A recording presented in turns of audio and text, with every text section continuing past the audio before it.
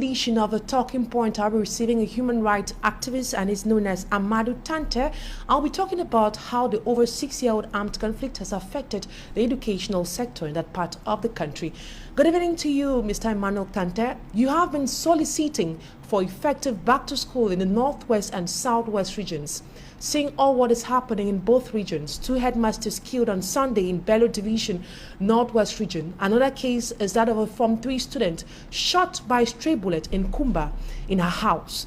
The Bamenda 2 Special Branch Police Commissioner Asila Angos Eves equally got shot by armed men.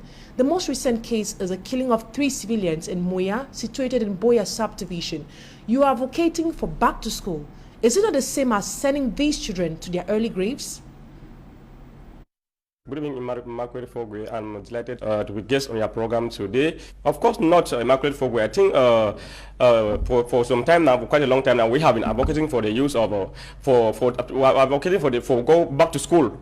Despite the situation, it's true that the situation in this region is very tense, but we had about saying that the separatist fighters or leaders had politicized education and were using education to express or to boycott to education to express their political view, which is really unacceptable, because you cannot build a strong nation or a durable peace or a durable development in any country or any society in the absence of education. So that's why we have been advocating for return back to normalcy, and equal advocating for back to school, because whatsoever be the circumstance, whether the war is still going on or not, at least we have been praying for the warring parties to do everything possible to ensure that there is effective back to school, and they equally guarantee the protection, both parties equally guarantee the protection of all the children who are going to school, the teachers, and all the institutions that has to do with learning, because these are all civilian institutions or civilians that has to be protected as per both national and international norms. Permit me use this opportunity to extend my warm greetings to His Royal Highness from Fuenkanapel II of Babawan Village in the Ngokotunya division of the Northwest region, whom I think is watching us live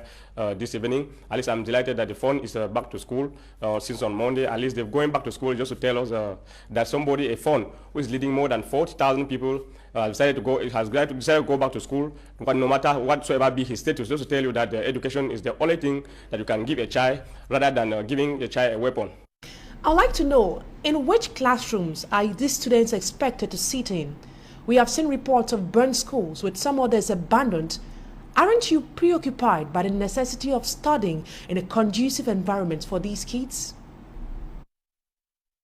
We are all aware of the situation, because I don't think there's lack of infrastructure, because we still have infrastructure. It's true that even the separatist fighters themselves have declared that it's only mission schools and lay private school that has to go on, including community school. They have prohibited the use of any government school for school. But I think that we still have some. We cannot say that children to go out of to stay at home and do not go to school, maybe because we have limited infrastructure. I think we have infrastructure that can still accommodate most of these children in these Anglophone regions to effectively attend classes. Our only worry was the issue of this lockdown, who have been preventing them from going to school. So that's why we have been calling on these separatist fighters to do everything possible to prevent the use of the use of education to express their opinion and to allow these children to go to school, because we had the privilege to go to school, and that is exactly why I'm talking here today. Had it been I never went to school, I don't think I would have this privilege to be guest on your program, which is it stands to education. So whatsoever be the circumstance, because you know that the condition might not really be the best, but it's still not bad. So they have to go to school, because we know that very well that when you especially a parent or a father that does not send a child to school is preparing a time bomb, a bomb that will explode in the future. And when you explode, the parent will definitely be the first victim. And permit me say, use this quote from Nelson Mandela, who once said that the best legacy that you can bequeath to a child is nothing but a qualitative and quantitative education. That's the only thing you can give a child, and it's guaranteed that that child will be used tomorrow to develop the nation, to develop the society, whether it is in Cameroon or wherever the child may find his or herself. Now, a 2-week lockdown has been imposed by separatist fighters within this period of back to school. What extra security measures have been taken to assure the safety of these children who you are asking that they should go back to school?